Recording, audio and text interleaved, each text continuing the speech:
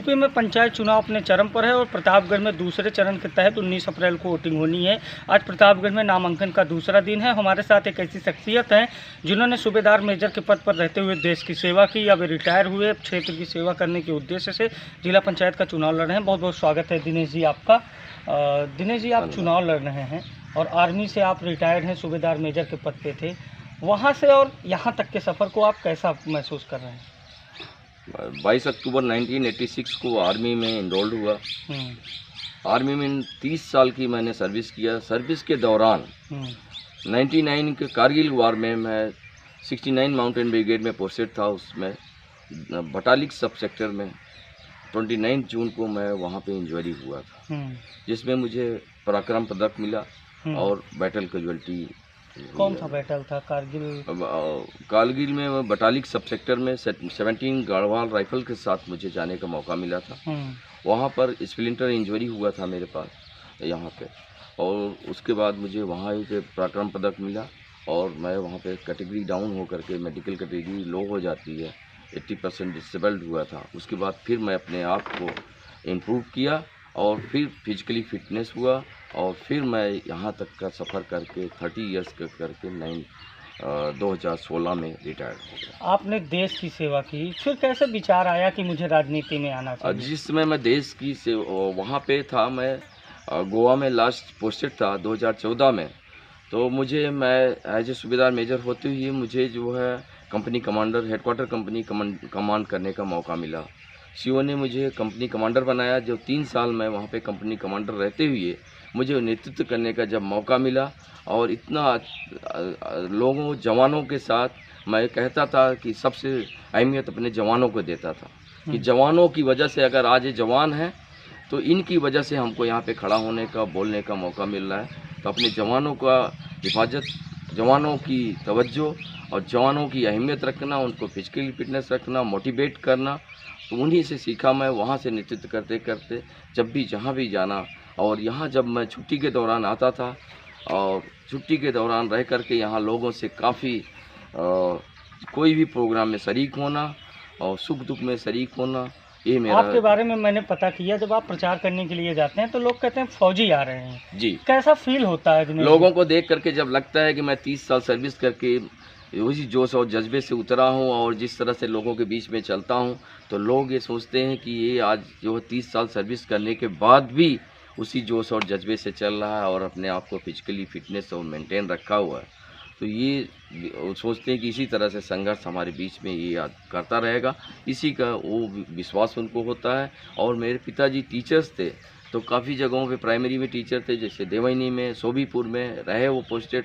तो वहाँ पे उन्होंने अपनी एक छाप छोड़ रखी है, उसका भी मुझे काफ़ी लोग पसंद करते हैं। शिक्षक, सैनिक और उसके बाद अब राजनेता जी, ये सब तीनों। और कैसे मैनेज किया आपने इन तीनों कड़ियों को? ये क्योंकि मुझे फौज में रहते हुए सारी एक्टिविटीज़ करने को वहाँ पे मौका मिला, जो कि मुझे हर तरह का फौज में उस तरह का टास्क मिलते गए, जिससे मुझे सारा एक्सपीरियंस वहाँ पे होता गया। जो कि वहाँ शिक्षक, मैं girls battalion 64 Assam girls battalion NCC में पोस्टेड था। 5 साल मैं झोराट असम में रहा, और वहाँ पे जब डिग्री कॉलेज में उस प्लेटफॉर्म पे खड़ा होकर के मैं लेक्चर देता था और बोलने का मौका मिलता था। और मैं तो ओनली 10th करके यहाँ पे गया था, अपना क्वालिफिकेशन बाद में इम्प्रूव किया, बट लोगों को कैडेट्स इतना मुझे लाइक करते। वुमेन सीट, महिला सीट होने के कारण आपकी पत्नी चुनाव मैदान में है और आप दोनों लोग साथ में निकल कर प्रचार कर रहे हैं। जनता किस तरह से प्यार दे रही है दिनेश यादव और उनकी पत्नी शीला यादव? जी, क्योंकि मेरी पत्नी जो है, यहाँ पे मैं सिंगल हमेशा जो फौज में रहा तो अकेले ही रहता था। यहाँ पे पत्नी पूरा यहाँ पे संभालती थी, पूरा जो है बच्चों को, समाज को, सबको देखना, लोगों के सुख दुख में शामिल होना, पूरा वही देखती थी। क्योंकि मैं बाहर था तो उनको काफ़ी एक्सपीरियंस इस चीज़ को है, तो वही उसी जो और जज्बे से वो जब लोगों के बीच में जाती हैं तो लोग ऐसे पसंद बहुत करते हैं। आखिरी सवाल आपसे दिनेश जी, मुद्दे क्या होंगे क्षेत्र में? किस चीज़ की सबसे ज़्यादा ज़रूरत आपको समझ में आ रही है? मुझे अभी जब देख रहा हूँ कि सबसे बड़ा मुद्दा है रोड। अगर हमारा ठीक हो गया तो रोड सबसे मेन फोकस मेरा जो होगा। जो भी नीति हमारे पास होगी और जो हम ला सकेंगे, तो वो हम इस पे रोड को पहले फोकस मेरा होगा, रोड। और लिंक रोड, ये सब ठीक कराना मेरा मेन फोकस होगा। दूसरा जो नाली गड्ढे इस तरह का किसी का है। आज आप नामांकन करने जा रहे हैं जी। किस तरह का समर्थन लोगों से मिल रहा है, कितने लोगों के साथ आप जाएंगे आज? लोग बहुत बड़ा हुजूम जो है इकट्ठा हो रहा है, लेकिन मैं इसको कोविड-19 को फॉलो करते हुए, जिस तरह से लोग सोशल डिस्टेंसिंग को फॉलो करते हुए रूल्स रेगुलेशंस को जो भी हमारे होगा उस तरह से मैं करूँगा। जो भी हुजूम मेरे साथ होगा तो उस डिस्टेंस को फॉलो करते हुए चलेंगे। नियर अबाउट जो है 1000 तक लोग इकट्ठा होने की जनता संभावना। दिनेश यादव की पत्नी शीला यादव और दिनेश यादव को क्यों चुने? क्योंकि एक बहुत बड़ा जो फौज है, लोग कहते हैं कि एकदम लास्ट लाइन होती है, जब सब फेल हो जाता है हमारा तब फौज लगाई जाती है।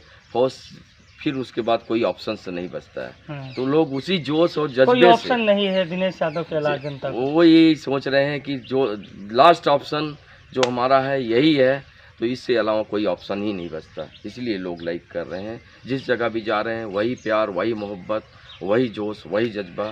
तो मेरी पत्नी को भी बहुत बड़ा, क्योंकि मैं बाहर जब रहा अकेले ही रहा और वो यहाँ पे देखती रही, संघर्ष करती रही, तो उनको भी बहुत इसका एक्सपीरियंस है।